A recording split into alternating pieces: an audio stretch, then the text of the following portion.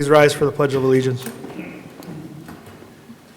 pledge allegiance to the flag of the United States of America and to the republic for which it stands, one nation under God, indivisible, with liberty and justice for all.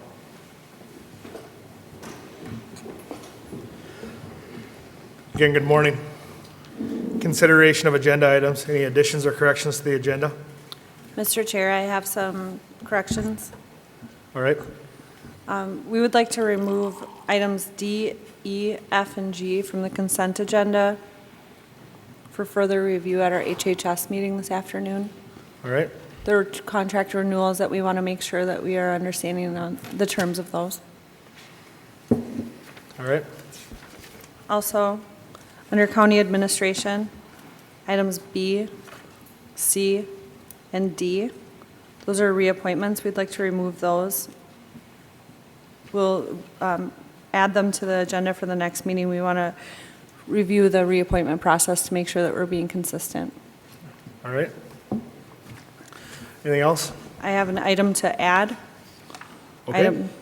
Item 13, closed session for discussion on 2020 union contract negotiations. All right. Mr. Chair, with the correction, I'll move to approve the consent agenda. Let's just approve the agenda at this point. Is that okay, Doug? Sure. All right. Motion to approve the agenda with the corrections. Is there a second? Second. Second by Commissioner Szymanski. Any discussion? Hearing none, I'll proceed to vote. All in favor, say aye. Aye. Aye. Opposed? Motion carries. Now the consent agenda minus D, E, F, and G. With the corrections, I move to approve. Motion by Commissioner Kruger. Is there a second? Second by Commissioner Polmeyer. Any discussion? Hearing none, proceed to vote. All in favor, say aye. Aye. Opposed? Motion carries. Commissioner warrants, payment of the bills. Mr. Chairman, I move the payment of the bills. Motion by Commissioner Szymanski. Second. Second by Commissioner Kruger. Payment of the bills for $47,880. Any discussion? Hearing none, will proceed to vote. All in favor, say aye. Aye. Opposed? Motion carries. We have a government center update. Pat, good morning.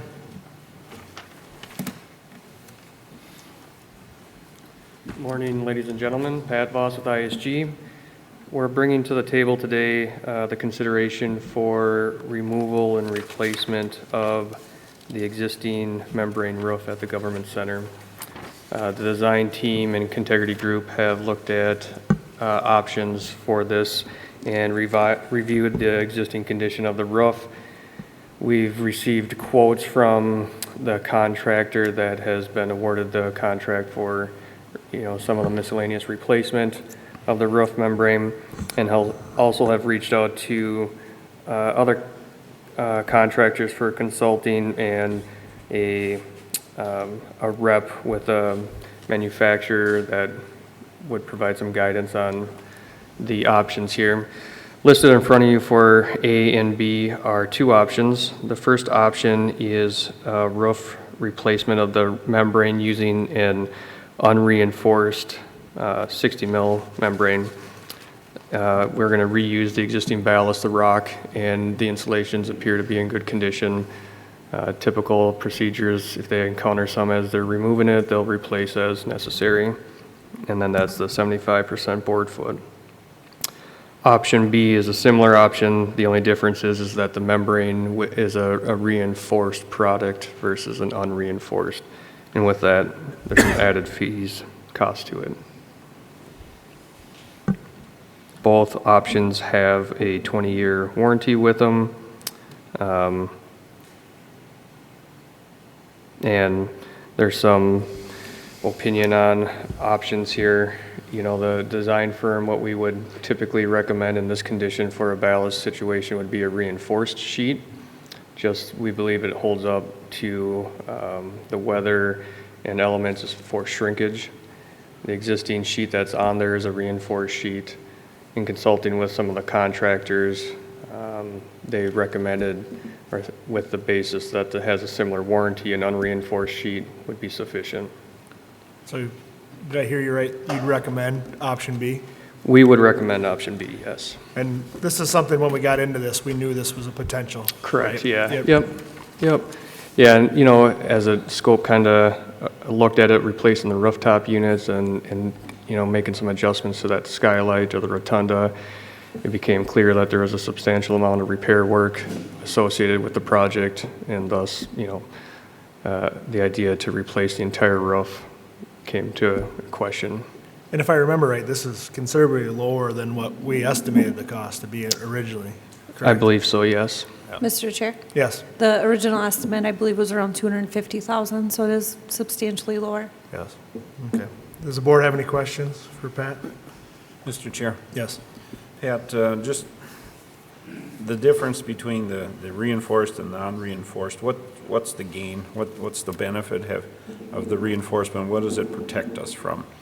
So the thickness is the same, right? They're both 60 mils. What the difference is the reinforced sheet has fibers that run inside of it or in between it. And what we've experienced in the past is, especially on a ballast roof where you're using the rock to hold down the sheet, that it reduces the risk of shrinkage. So at the perimeter of the building and at like the rooftop units, that's where you would see some of your flashing start to pull away. And, you know, it's not that it's going to be detrimental if that occurs. You got to do some repair work on it. But again, without the fibers inside of it, we've experienced more of the shrinkage occur in a unreinforced sheet. Typically, we would see that application be applied in like a fully adhered. If you're gluing the whole sheet down, you know, then it's more positive and there's less risk for it to shrink. Okay. But I will do say that, you know, as the warranty is the same, you know, and we do have the design for the pavers, you know, for a walkway, if there's not a lot of foot traffic on the sheet itself, that's a bonus to, you know, if you were to move forward with an unreinforced sheet. Okay, Mr. Chair, one more question. Yes. Pat, the timing of this roof installation, this will be later on in the building project, or? Yeah, after I would the- confirm with Sam, but yeah, it wouldn't be this winter at all. It'd be when it gets warmer. There's nothing pushing us to do it any sooner. Yeah, after all of the other mechanical work is done on the top of the building, then Correct, we'll yeah. get to the roofing. Okay, thank you. Any more questions? Mr. Chair? Yes. I don't have any questions, but I do have a comment.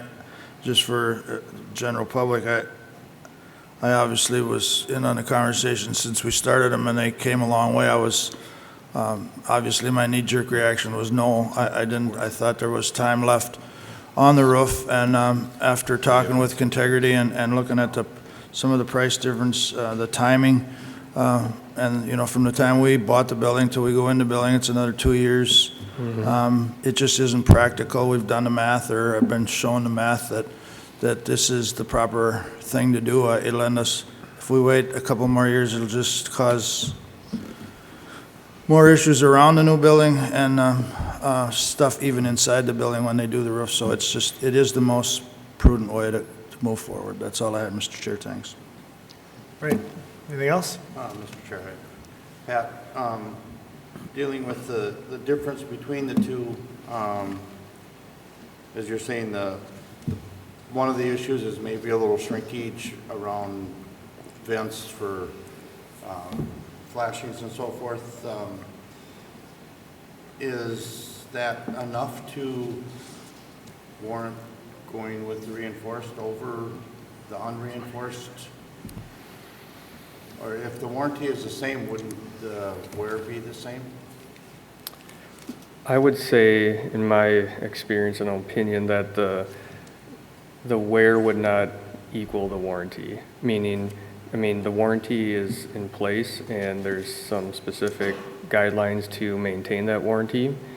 And as long as you follow those, you'll have, you know, and stay on the maintenance of it as required, you should achieve that 20-year warranty. My opinion would be is that you are exposed to a higher risk of shrinkage with the unreinforced sheets than the reinforced. Thank you. And what that may occur or look like, you know, it's hard to say. Mr. Chair? Yes. again, Pat, I just want to ask again, you do, Contegrity does recommend B, is that correct? Contegrity is confident in the opinion of the contractors with this and from whom they've spoke with. And so I would, speaking for I'll them. rephrase it, is there a consensus that B is the best option to move? I think I would say that A is Contegrity Group's preferred option. A is? Yeah, they think that, knowing that we have the walk pad and the pavers and the warranty behind it, they feel that's an acceptable method. And, you know, this wouldn't be the first project that an unreinforced sheet would be put down on a ballast, project. There's probably, millions of square foot of roof out there that have this option. But given the choice between the two, ISG would recommend a reinforced sheet. Okay, so, all right, so you're losing us here. So ISG recommends B and Contegrity prefers A. You couldn't get together before you came here and figured this out? They would suggest that A would be adequate, yes. But the architects are recommending B. Yes. Ron, you said you had another question? Yes, Pat, the other component of this project is the insulation. Yes. If you have any deteriorated insulation, there's a cost of 75 cents per board foot. I'm presuming that's labor and material for that. That would be my replacement. assumption as well, yes. Pardon? That would be my assumption, yes. Okay, all right. And, but that would be an additional cost in the project. Correct. If they on top of encounter, where there was poor or wet insulations, they would have to replace them at that price. And that doesn't, excuse me, Commissioner, but that doesn't matter on which, A or B, you'd have to do that. That is correct. Yeah. Okay, has anyone done any exploration up there to see if there is? I damage to believe the insulation? contractor, GOG, has did some exploration with that and has appeared that it's in good condition. Okay, that's what I want to hear. That Yes, it's in yep. good condition. Yes, That we're yep. not going to replace all of the insulation on Correct. the roof, so. All right, thank you. Mr. Chair? Yeah. I agree with you to come together, but with what I do know about flat roofs and what I do know about the people that actually built the building, and I don't want to put Pat on the spot there, but I will take, for me, that brings B to light, and I would move to do B. All right. Motion by Commissioner Kruger for option B. Is that a second for Second. Commissioner Wright? Any discussion? I would just like to add that the increase is quite nominal compared to the dollar figure of the project underneath it. And when it comes to a roof, I'd rather be over-covered on that. And so I think we go with option B. I agree, 100%. Any further discussion? Hearing none, we'll proceed to vote. All in favor, say aye. Aye. Opposed? Motion carries. Thank you, Thanks. gentlemen. Thanks, Thank you, Pat. Pat. Building maintenance, Scott.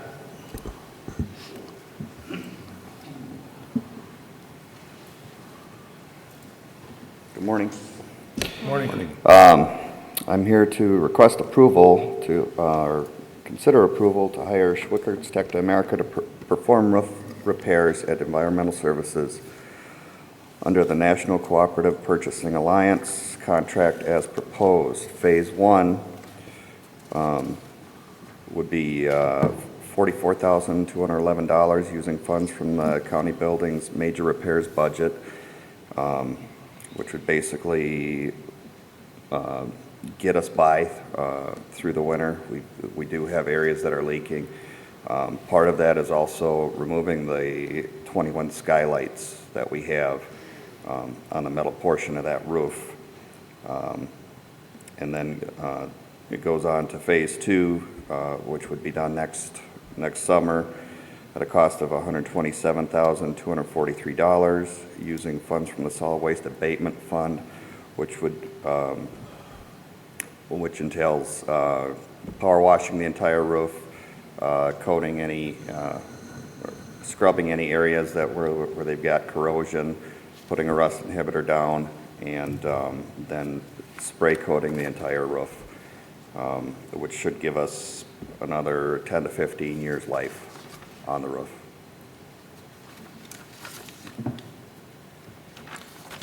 Mr. Chair, Yes. Rob, I I'm have a sorry. couple of questions. Yes, Scott, please. where are these skylights located on the building now? They're all in the MRF area Okay. where the recycling sorting machine is. Okay. And the contractor's going to remove the skylights. I was reading the proposal, and there is insulation under the roof except where the skylights are now. Is that correct? Correct. Okay, and they are saying they're not going to install insulation in those areas. Is that correct also? Or Correct. do we need the insulation up there, or is? We could certainly insulate. It would only be to our benefit. But for the purposes of getting the roof back, getting the integrity of the roof back, they didn't quote insulation underneath. Okay, the reason I'm asking is I'm hoping it'd be easier to insulate it while they got the roof open rather than after the fact to try and insulate it once the roofing is completed. Did you have a conversation with them about insulating it or not? We did when they came out, and they said they were just gonna quote it, taking the skylights out and fabricating a sheet to fill in that area. They said we could certainly look at doing the insulation, but they did not quote it.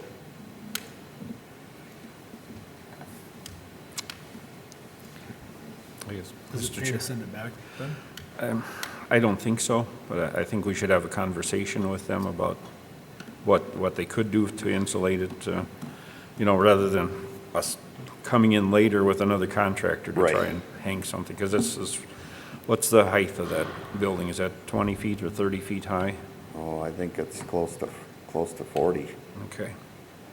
Mr. Chair, Yes. I believe when we went over this in workshop, we went over the two options in detail and didn't discuss insulation or ask them to go back, that this was a timing issue, that Schwickerts could still complete this work this year because of the shape of the roof, and that those options were reviewed. So would this cause the project not to be able to be done this year if you have to go back and review the insulation, just so we know the timing change?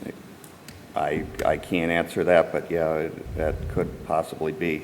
Because if we approve it today, they'll have the approval today, Okay, and they can schedule it. thank So, you. Okay. Mr. Chair? Yeah. That would be my Yeah. big question too, is if there's,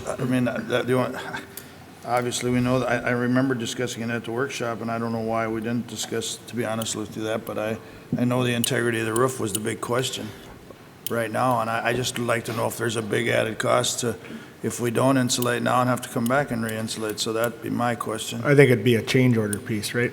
It would be, I would would be the option, and I think we as a board need to do a better job asking those questions at the workshop and not here and screw up the timing later, so.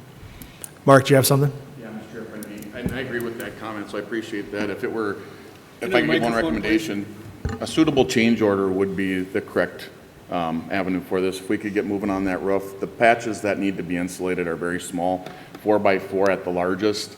There's 3 of those, I think, that they have to address because they are leaking currently, so cost should be relatively inexpensive. If we get approval to move forward with this project today, we can go back to the contractor and ask them to just give us a number in regards to what it would cost to insulate that. We could bring that in front of the board in the form of a change order.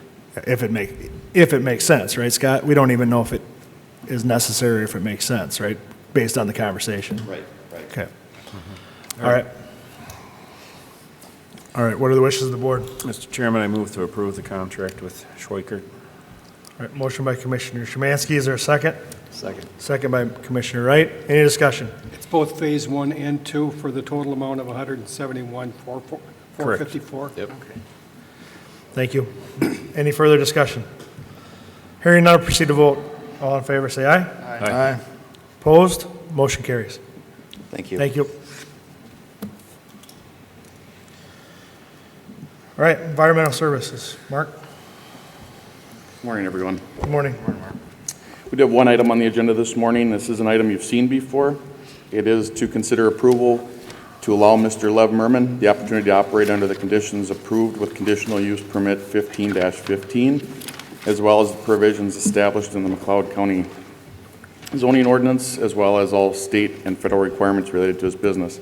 We saw this first compliance review back in July of 2019. At that time, Mr. Merman, operating under the business of grease haulers, had constructed an open pit to help separate cooking oil from water.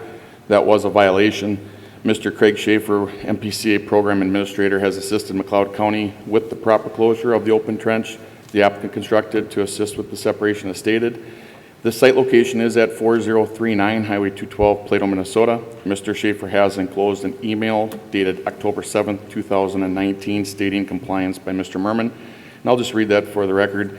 It was an email sent and received on October 7th, 2019. It states, Mark, I want to follow up with you to confirm our on-site discussion regarding the mitigation and closure of the in-ground trench on Grease Hauler site near Plato. As we discussed, the removal of grease residue and recovery of impacted soils was accomplished prior to our visit on Thursday, October 3rd. The trench has been filled in per our request, and the requested required site improvements appear to be proceeding as weather permits. I am satisfied that Grease Haulers has accomplished the items that we required and will need to continue to improve the site conditions and implement the management practices that have been laid out and discussed during our contacts with Lev and the site staff. The MPC continues to support the McLeod County staff oversight and the conditional use permitting efforts for Grease Hauler by the county. Please continue to keep Chris Green and myself apprised of the status of the site with the county and the county board's decision regarding the status of the permit. Regards, Craig. With that being said, I have also been on site several times, and it appears that Mr. Merman has met the requirements. As stated, I was just out there last Wednesday. You have some pictures in your packet. And with that being said, I do agree that my recommendation would be to allow for him to continue under the current conditions that are established with the conditional use as stated there. There are some issues out there that warrant further ongoing compliance review, including the number of unlicensed and operable vehicles, use of travel trailers for overnight habitation, and storage of unused and used oil containers. Mr. Merman has made significant progress. We've had some significant issues this year, obviously, with the weather, but Mr. Merman has complied with the requests that we have, and I would just suggest that we recommend approval or a motion to approve this request to allow him to continue, and our office will continue to do on-site inspection of oversight for this conditional use. If you have any questions, Mr. Merman is present here today. He has, over the last 3 months, made significant progress into the appearance. There are some containers that we would like to see stored inside. Some of the unlicensed vehicles that we talked about, per the ordinance, we only allow up to 5 unlicensed inoperable vehicles. A lot of those vehicles that are inoperable are some of the larger equipment that he has out there, straight trucks, that type of thing for transport. We'll continue to work with Mr. Merman to be in compliance with those particular issues. But as far as the business is concerned, he has made significant progress. Mr. Chair? Yes. Thank you, Mark. I guess my first question would be about the, at one time, the residents on the site had a fire and there was ongoing repairs. Is that residence inhabited now? And are the travel trailers temporary, or are they, going to be permanent on this site? So currently they are occupying the house. There's one room that they're waiting for windows in. They were a special order window, so the one room is still boarded, but they are living in the home. The travel trailers that were being used for habitation have now been closed, and they're just parked for storage. And that is one of the issues that we'll continue to work with them on site to make sure that they aren't using them for seasonal habitation. Okay, thank you. Mr. Chair, Yes. I would move to approve. I see with all the bullet points here, with all the requirements, and it's going to be reviewed in 1 more year, and as long as there's forward movement, I would move to approve. And I'll second it, because that was the hardest one on you. And I think you've made the progress, and I appreciate that, but all eyes are still on you, okay? All right. Any discussion? Hearing none, we'll proceed to vote. All in favor, say aye. Aye. Opposed? Motion carries. Thank you. Thank you. Sheila, we're going to wait till 9:30 for that, because it's a public hearing. So, did I see Matt walk in? Can we take that right away, please? Good morning. Good morning.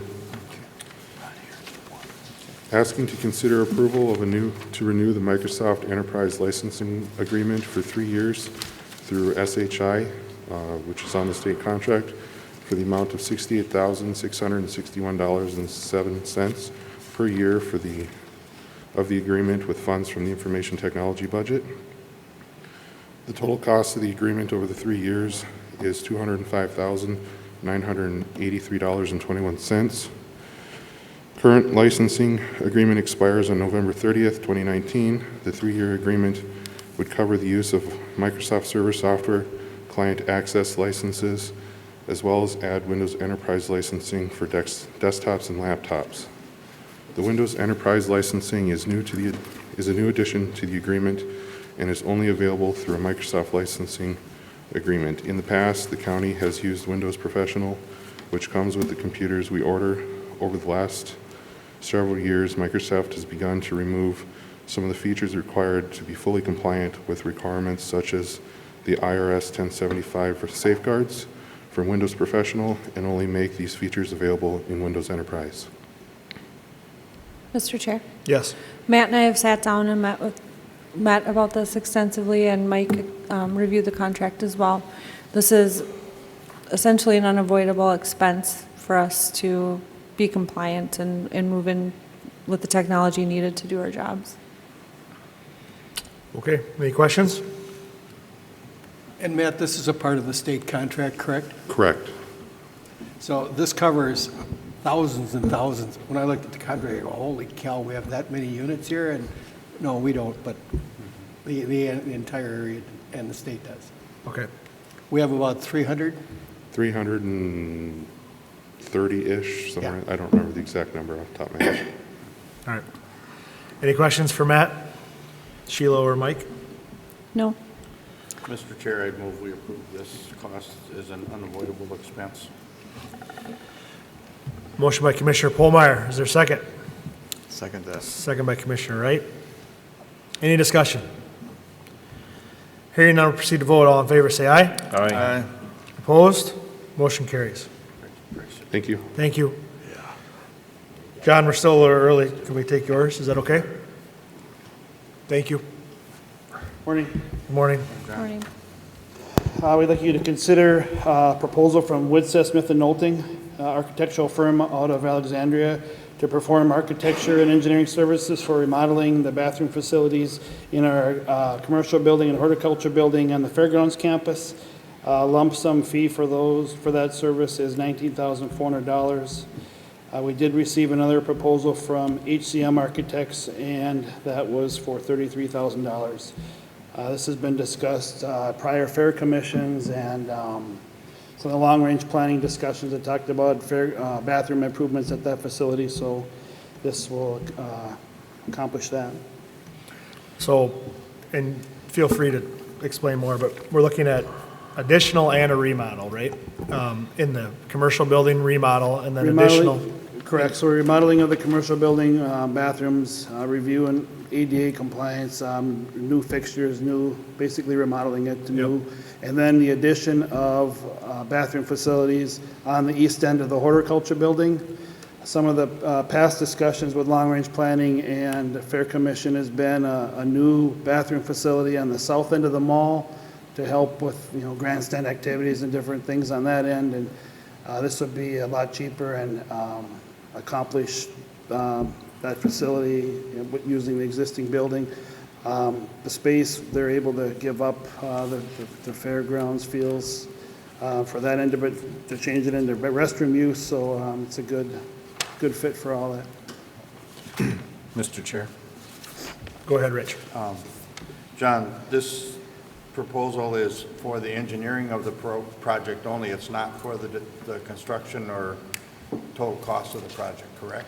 Correct, just the engineering of it. There is some time from the architect in there during construction for on-site visits and stuff, but it's not for any of the actual construction. Correct. I just wanted to make that clear, so we know this is not for construction. This is for the planning and engineering.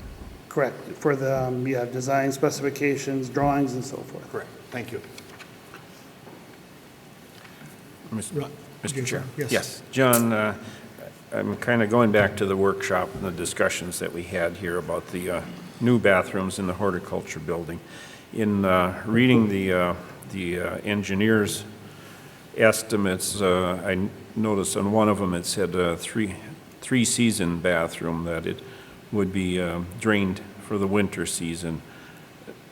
Is that correct, or did we, I know we talked about having the bathrooms warm, you know, during the cool times of the year.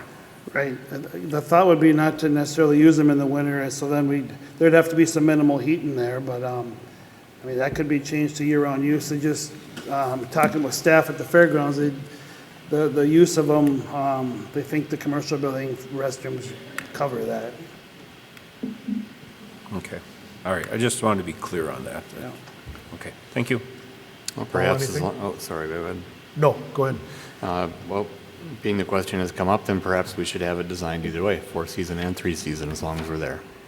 Yeah, and I think it'd just be a matter of running utility costs more often, probably. Right. Yeah, but we'll bring that up. We can certainly Sure. bring that up. Well, I think we need to make it known that this is not a guarantee that we're doing this. This is just to design the concept, and then we have to see where it fits within budgets and so forth. And so we don't want to say that we are doing this. We are just, that we are for sure putting the bathroom addition there. We're just looking at the feasibility of it at this point, and then we have to see where it fits. But we do need to have a design and a plan and a proposed cost in order to know what to do. So we need to go through this step in order to get to the next. I'll make a motion to approve the contract with WSM. Motion by Commissioner Wright, is there a second? I'll second. Second by Commissioner Polmeyer. Any discussion? Hearing none, proceed to vote. All in favor, say aye. Aye. Opposed? Motion carries. Thank you. Thank you. All right, we will go back on the agenda to the fee schedule public hearing. Is there a motion to open the public hearing? Move to open the public hearing. Mr. Motion by Commissioner Szymanski, is there a second? Second. Second by Commissioner Polmeyer. All in favor? Aye. Opposed? Public hearing is open. Sheila? Thank you. Asking for you to consider approval of the 2020 McLeod County fee schedule effective January 1st, 2020. All right. You can navigate it many different ways. We've seen it. It's been published and printed and posted. Are there any questions, or what are the wishes of the board on how we'd like to go through this? I think the reason that we put it to today instead of our last meeting has been resolved and clarified. So I make a motion to approve the McLeod County 2020 fee schedule. Motion by Commissioner Wright, is there a second? Second. Second by Commissioner Kruger. Any discussion? Hearing none, we'll proceed to vote. All in favor, say aye. Aye. Opposed? Motion carries. Seeing no further business for the public hearing, is there a motion to close that? Move. Close the public hearing. Motion by Commissioner Szymanski. Is there a second? Second. Second by Commissioner Polmeyer. All in favor? Aye. Opposed? Motion carries. Forgive me here. County Attorney, Mr. Young. The first item involves the opioid litigation that you authorized about a year ago. Out of Minnesota, there are 6 cities, 25 counties, 5 tribes, and the state that are involved in litigation. The litigation is aimed at 3 different groups of folks: the manufacturers of the opioids, the distributors of the opioids, and then the pharmacies that are involved. Currently, there are about 2,600 units that have brought action. The state of Oklahoma had their trial in October. Their trial came up with a verdict of $270 million against Purdue. There was a total of $572 million from others settling. The total between the Purdue and the others was $572 million, and the vast majority of that went to their land-grant university. $12.5 million of the Purdue amount went to the cities. Some of the other amount went to the cities, but the vast majority went to the university to investigate and to treat chemical dependency and specifically the opioid problems. In October, then Purdue Pharmacy filed bankruptcy. And also in October, there were 2 counties in Ohio that ended up settling for $260 million.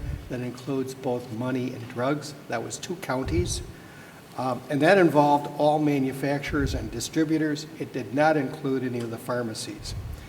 So right now, the status is that there is an attempt by 4 of the attorney generals to make a settlement with everybody, and they're talking somewhere in the area of $40 billion, that's with a B, billion dollars, and that would extinguish all the municipal claims, and it would be a full and final settlement.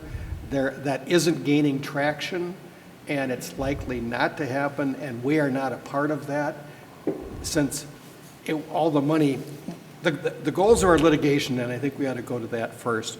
The goals of our litigation are to get treatment funds for those that are in need and to deal with the costs of past addiction, and that's everything from the child protection system to public nursing to Rule 25 funding, chemical dependency treatment.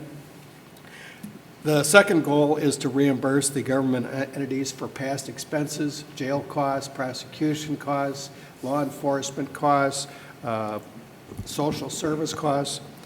And one of the associated goals is to keep the money away from the state, because what happened with our experience in the past when there was a settlement with the tobacco litigation, some of those funds got used to give tax breaks to entities and didn't go anything toward what the money was supposed to go to. So what we have to decide now is whether or not we are going to opt in or opt out of a multi-district litigation unit. That's an MDL. And so if you've heard the term MDL, that's where it came from. This is all under the supervision of a federal court judge out in Ohio, and he is the one who has ordered this MDL. And it's going to be our recommendation that we stay in. We're required, if we want to opt out, to do so by the 22nd of November. And if you opt out, the risk is that you then are responsible for all of the litigation costs. And you could very well be put on the clock and say, okay, it's time to step up and do this. We aren't going to do that, and at least if you follow what our recommendation is. All of the units that are within the state that I've heard of, including Hennepin County, many of the cities, and the 3 different litigation firms, are all recommending that we opt in. So that's what our recommendation is. The ultimate goal, we have no idea what amount of money is involved here. It's not going to be millions and millions for McLeod County. What we very well could end up with is a pot of money that is in the hundreds of millions that's for treatment funds for opioid addicted peoples, and some monies toward past costs. So what my recommendation to you is that you opt in, and I would ask that you make a motion to that effect. Although technically, you would just be required to opt out by November 22nd, because if you don't opt out, then you're in. But that's too darn confusing, so my recommendation is to opt in. Mr. Chair? Yes.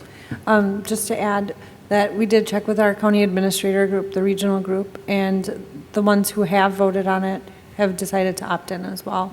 The ones who did not vote yet, we're planning to and would likely be doing that today.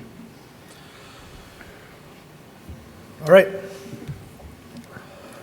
Well, that made a lot of sense, so I suppose we better listen to him. Mr. Chair, I would make a motion that we opt into the multi-district litigation settlement as our attorney has instructed us. Well, there isn't a settlement yet. It's a multi-district litigation unit, and that's what we're opting into.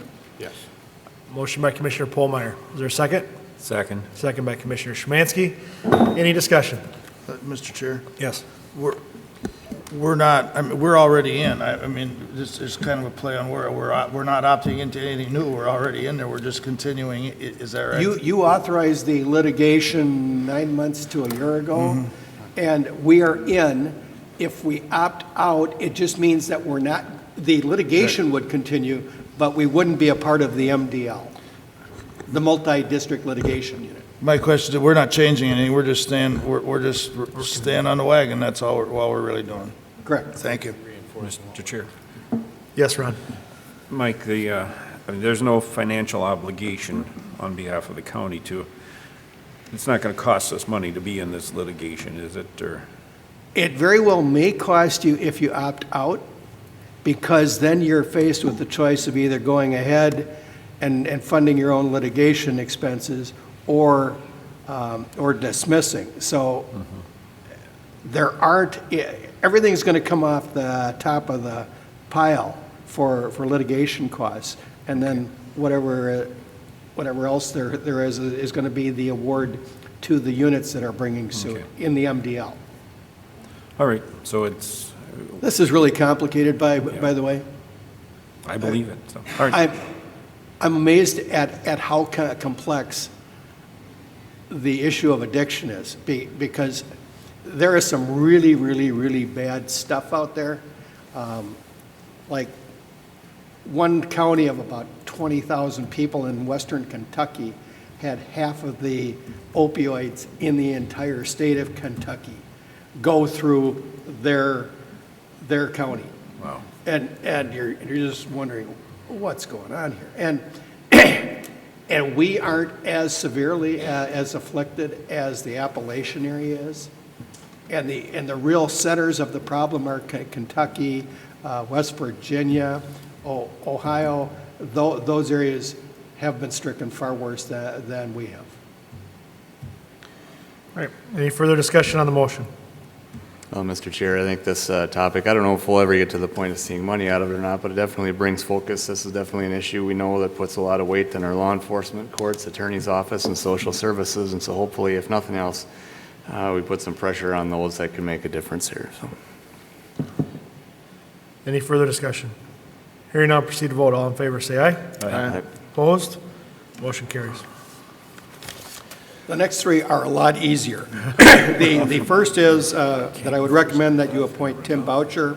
Actually, you consent to my appointment of Tim Boucher to be Assistant McLeod County Attorney, effective November 25th. He is an attorney licensed in the state. He has previously been a prosecutor near Syracuse, New York, and he recently moved here and will be starting here, if you pass this, next Monday. Mr. Chair, I move the approval of resolution number 19 CB 49 to appoint Timothy Boucher as Assistant McLeod County Attorney. Motion by Commissioner Szymanski. Is there a second? Second. Second by Commissioner Polmeyer. Any discussion? Hearing none, proceed to vote. All in favor, say aye. Aye. Opposed? Motion carries. Item C is I request that you appoint Anna Gusas to be Assistant McLeod County Attorney on a full-time temporary basis from December 2nd, 2019 through April 15th of 2020. This will be to take care of a maternity leave and military leave. The maternity leave is one person, the military leave is a different person. That will be occurring in my office between the 1st of December and the middle of April. All right. This person, by the way, is currently a law clerk with the Hennepin County District Courts. Mr. Chair, I move the approval of resolution number 19 CB 50 for the full-time temporary appointment of Anna Gusas as Assistant McLeod County Attorney. Motion by Commissioner Szymanski. Is there a second? Second. Second by Commissioner Kruger. Any discussion? Hearing none, proceed to vote. All in favor, say aye. Aye. Opposed? Motion carries. And the final item is a second extension of the purchase agreement between the County of McLeod and the Economic Development Authority of the City of Lester Prairie. We were supposed to have had this thing closed by October 1st, then by November 15th, and now it's January 15th. I think that we have to let the City of Lester Prairie do what they have to do, and I would recommend that you approve this. And what they are doing is checking for any pollution issues, getting the property to be annexed into the city, and whatever else that they have to do in order to use it for economic development. Okay. Mr. Chair, I move the approval of the second extension for the purchase agreement between McLeod County and the Economic Development Authority of Lester Prairie. Motion by Commissioner Szymanski. I'll Is there a second it. Second by Commissioner Kruger. Any discussion? I do have a question. There's no issues here. I mean, it's just like everything else, the wheels move so slow. I mean, they're just. Well, we're all done with the city of Silver Lake. No, But we didn't have to annex any property there, and we didn't do any testing. We just said, here's our price, and they agreed to it and paid it, and, yeah, fine. There aren't any problems that I'm aware of. Thank you. Any further discussion? Hearing none, proceed to vote. All in favor, say aye. Aye. Opposed? Motion carries. Okay. Looks like we're to the point of our calendars, if I'm reading this correctly. So, Rich? Okay, since the last meeting, we had the workshop after the meeting, and after that, we had a County Ditch 63-64 informational meeting. On the 6th, I had the MEADA board meeting, covering some of those same issues with safety and so forth. Was able to take a little time off for personal, and then 17th, had the 4-H awards banquet on Sunday night, and I'd like to thank Commissioner Wright for doing a very nice job on explaining some of the past and how 4-H was actually started. Some of that was even new to me. And then yesterday had the CD 63-64 redetermination meeting. So that brings me up to today. Okay, after the last meeting, board workshop, the same informal meeting with ditches 63 and 64 that Rich had mentioned. We had a budget meeting, and we all had attended on Sunday the 4-H awards recognition banquet. Yesterday, the redetermination hearing for ditches 63 and 64, and had a few meetings and phone calls before that one, but we got them all straightened out. Yesterday also had a fair commission meeting, and the bulk of that was probably more on building maintenance related issues, I think. So.